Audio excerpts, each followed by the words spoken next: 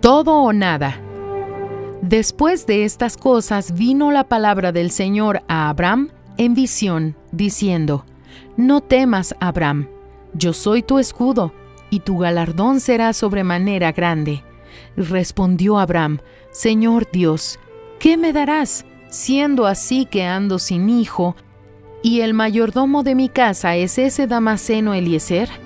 Dijo también Abram: Mira que no me has dado prole, y he aquí que será mi heredero un esclavo nacido en mi casa. Génesis capítulo 15, versículos del 1 al 3. Al oír de Dios: yo soy tu escudo y tu galardón será sobremanera grande, la mayoría caería de rodillas, rebosando de emoción, y diría: ¡Aleluya!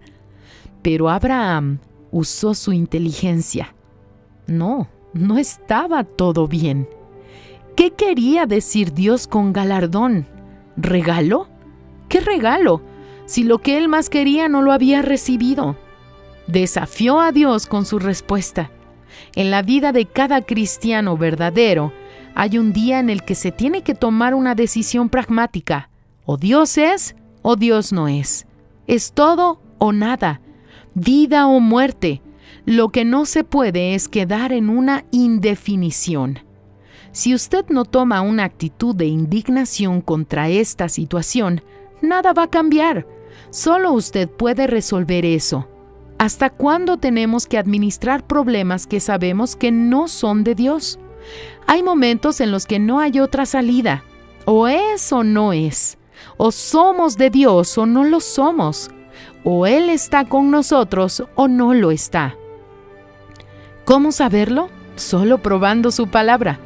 Él no vio falta de respeto en Abram. No lo fulminó con un rayo, al contrario, le agradó su sinceridad. Tal actitud motivó a Dios a hacer un pacto con Abram.